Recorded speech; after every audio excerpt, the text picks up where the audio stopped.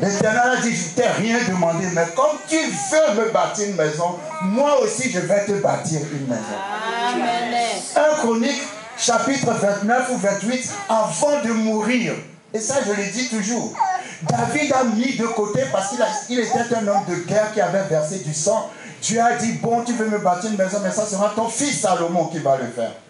Mais avant de mourir, il a mis de côté 10 milliards de dollars de son argent personnel. Est-ce que vous pouvez mettre de côté 10 milliards de dollars pour bâtir une maison à un Dieu qui n'existe pas? Ça veut dire que David, le cœur de David, c'était toujours la maison de Dieu.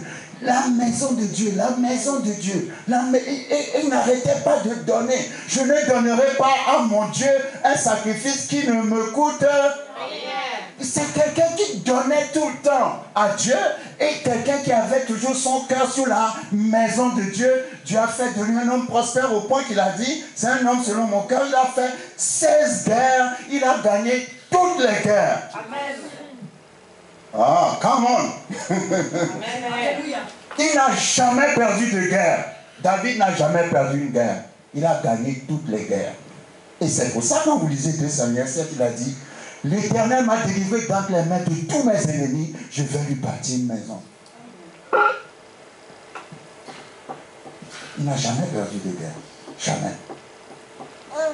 Vous savez, on peut le mettre à l'envers. Si tu es fidèle dans la dîme, les offrandes et dans la maison de l'Éternel, tu ne perdras jamais de guerre. Amen. Moi, je ne lis pas la Bible par rapport à l'Ancien et au Nouveau Testament. Je lis la Bible par rapport à ce que les gens ont fait pour prospérer. Que ce soit dans l'Ancien ou dans le Nouveau. Je vais vous dire quelque chose. Quand Noé est sorti du déluge, qu'est-ce qu'il a fait? Il a bâti un autel. Avant de bâtir sa maison, il a bâti un autel. Vous savez ce que c'est bâtir un autel? C'est faire une offrande de sacrifice pour Dieu. La Bible dit l'odeur est montée au nez de Dieu. C'est là où Dieu a dit, je ne vais plus détruire la terre avec le déluge. Et il a dit, je mettrai comme signe l'arc-en-ciel. C'est pour ça, à chaque fois qu'il va pleuvoir, il y a toujours l'arc-en-ciel qui sort. C'est depuis Noé jusqu'à maintenant. Dieu dit en montrant l'arc-en-ciel, quelle que soit la pluie, n'ayez pas peur, ça ne sera pas le déluge. Pourquoi? Parce qu'un homme a fait un sacrifice à Dieu. Amen. Si l'arc-en-ciel sort encore dans le Nouveau Testament, on est dans le Nouveau Testament, non? Oui.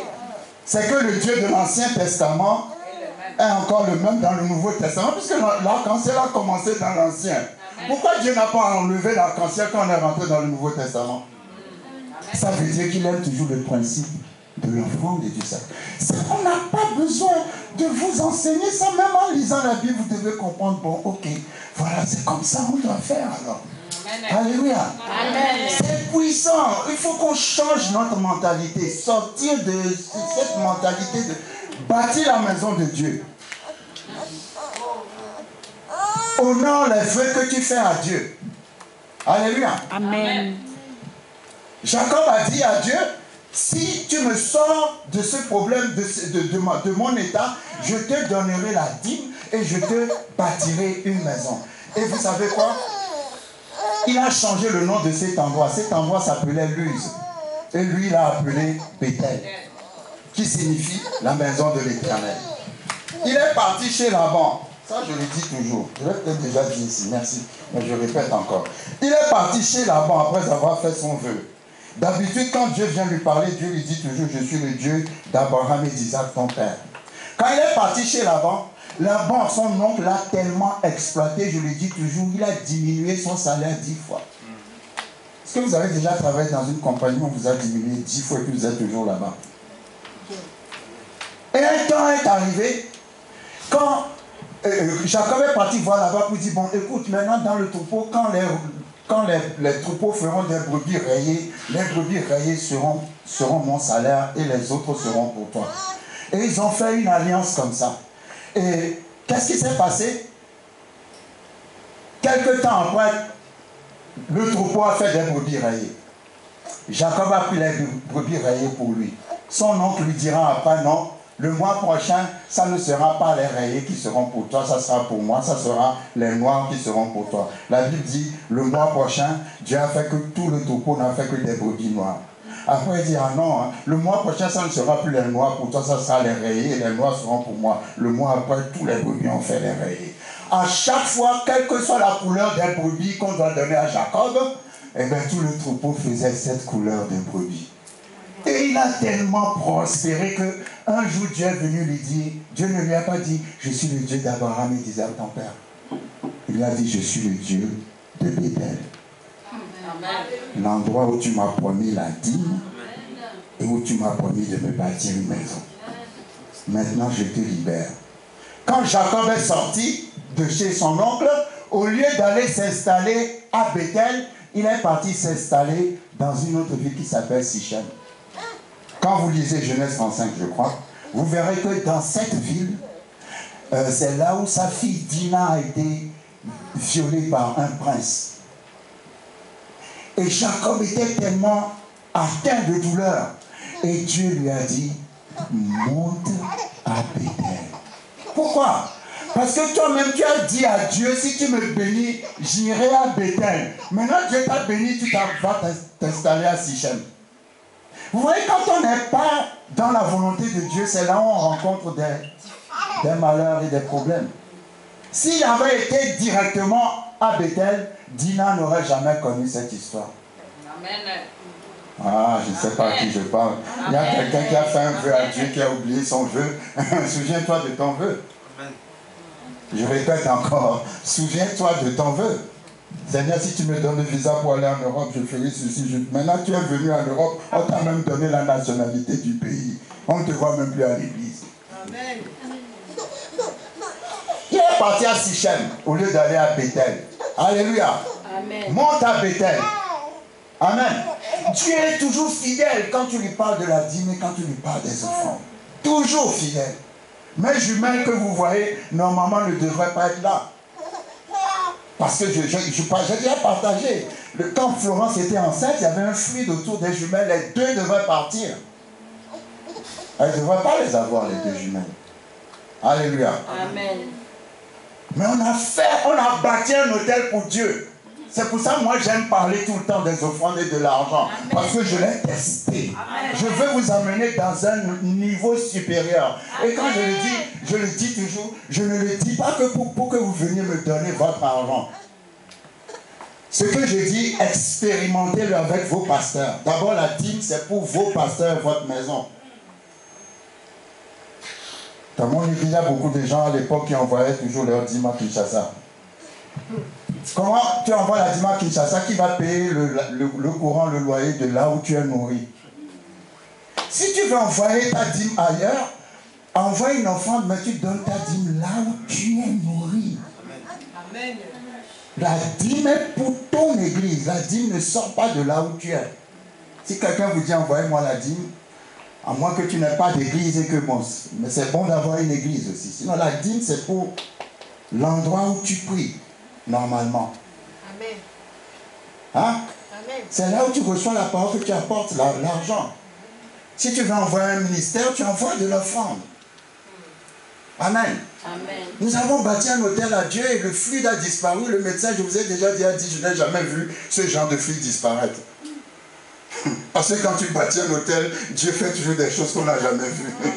C'est comme ça que nous avons eu nos jumelles. Alléluia. Amen. Donc tu ne peux pas venir me dire non, Jean-Claude, ceci, non, c'est faux. Parce que je l'ai testé moi-même. Amen. Et je vous ai parlé déjà des 3 principes que Jésus a enseignés dans Matthieu 6. Quand tu pries, quand tu jeûnes, quand tu donnes. Quand tu pries, quand tu jeûnes, quand tu donnes. Quand tu pries, quand tu jeûnes, quand tu donnes. Et nous sommes très forts pour prier et jeûner, mais jamais pour donner. Amen. Ça, c'est des principes qu'on doit connaître. Tu ne pries pas seulement, tu ne jeûnes pas seulement, mais tu bâtis aussi des hôtels pour Dieu. Tu bâtis des hôtels pour Dieu, tu investis pour Dieu. Si ton argent participe à la vie de Dieu, Dieu participera à ta vie. Amen. Alléluia. Parce que les gens qui ont été bénis dans la Bible n'ont pas été bénis sans argent. Et la Bible, vous savez, il y a plus de 20 000 références par rapport au mot argent dans la Bible. Plus de 2 000 références. Alléluia. Amen. Ça veut dire que Dieu est un Dieu. Je vais vous dire quelque chose. Comment est-ce que Dieu voudra que vous dominiez sur la terre si vous n'avez jamais d'argent?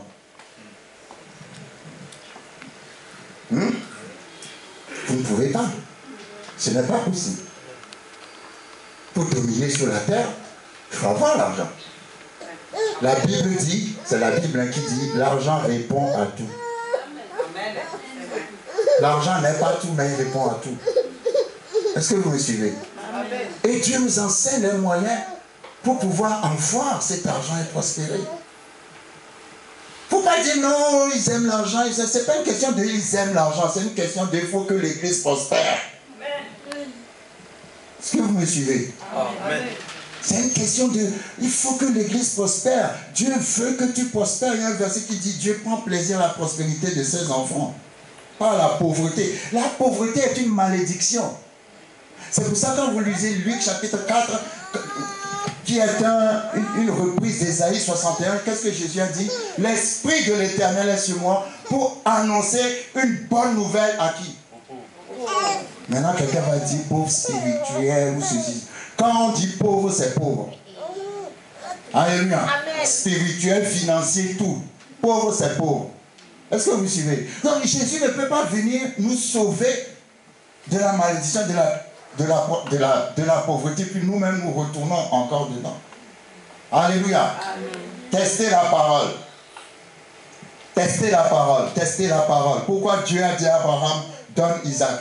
Parce que Isaac était devenu le Dieu d'Abraham. Quelqu'un ne me suit pas. Amen. Pourquoi tu ne veux pas donner ton argent? Parce que ton argent est devenu ton Dieu. Alléluia. Amen. Vous savez, je vais vous dire, Dieu ne va pas vous tester par rapport aux épreuves de la vie. Hein. Dieu va vous tester par rapport à l'argent. Quand vous lisez l'histoire du jeune homme riche, il est venu avec une question spirituelle et Jésus lui a donné une réponse par rapport à l'argent. Oh, quelqu'un ne me suit pas. Il est venu avec des questions spirituelles, il a reçu des réponses par rapport à l'argent. Il a dit à Jésus, que dois-je faire pour avoir la vie éternelle? Jésus lui a dit, tu connais la loi. Et Jésus lui a cité les 5 derniers commandements des 10 commandements. Lui-même, le jeune homme, il a cité ça à Jésus et il a dit à Jésus, je fais ça déjà. Et le texte dit, Jésus le regarda, d'autres traductions disent, Jésus l'admira. Et Jésus lui dit, ok, va, vends tout ce que tu as, argent, argent. Vends tout et puis viens, suis-moi. Ça c'est quoi? C'est le premier commandement. Tu n'auras pas d'autre Dieu devant ma face. Il respectait les 5 derniers, mais il ne pouvait pas respecter le premier. Et la Bible dit, il était devenu tout triste. C'est par rapport à l'argent. Tu veux montrer à Dieu que tu l'aimes, c'est par rapport à l'argent. Mais est-ce que ce que je dis c'est faux? Quand il est venu, c'est avec des questions spirituelles, non? Où est-ce qu'il a fui? Quand on a commencé à parler d'argent. Or, s'il avait vendu ses biens, Jésus a dit dans le passage, il allait retrouver ces biens-là au centuple, sur cette terre, et en faisant cela et en suivant Jésus, il allait devenir apôtre. En fait, il n'allait rien perdre. Mais comme l'argent était son Dieu, comme l'argent est devenu le Dieu de beaucoup de gens, il a raté. Vous me suivez? Amen. Étudions bien la Bible. Il est venu avec des questions spirituelles. Il a reçu des réponses financières. Et il a tout raté à cause des finances. Donc il ne faut pas être toujours plus spirituel que Dieu. Dieu est spirituel, mais dans sa spiritualité, il viendra voir dans ton compte bancaire. Parce qu'il sait que c'est là où se trouve ton cœur. Alléluia. Amen. Ton cœur est dans ton argent, parce que c'est l'argent qui est le moyen de la vie. Si tu donnes le moyen de la vie à Dieu, Dieu va changer ta vie. Amen. Jamais ne dit jamais. Abraham et Sarah ont eu un enfant à 100 ans. Alléluia. Amen. Genèse 21. La Bible dit, Sarah a accouché à 90 ans pendant que son mari Abraham avait 100 ans. Qui peut le croire? Est-ce que Dieu a changé? Non. On va me sortir toutes les recettes médicales et tout ça. Mais même en ce temps-là, les recettes médicales étaient les mêmes que maintenant. Alléluia. Amen. Et ce que j'aime bien, c'est que Sarah était stérile et avait 90 ans. C'est-à-dire, elle avait deux problèmes. Elle était stérile et elle avait 90 ans. Mais la parole de Dieu a brisé la stérilité. Aujourd'hui, la parole que tu entends brise la stérilité dans ta vie. Je ne connais pas le nom de ta stérilité, mais je sais qu'elle est brisée ce soir. Dans le nom puissant de Jésus.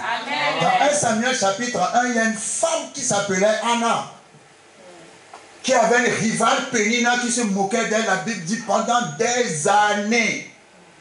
Des années. Il faut lire ça. Pendant des années, elle n'arrivait pas à avoir d'enfant.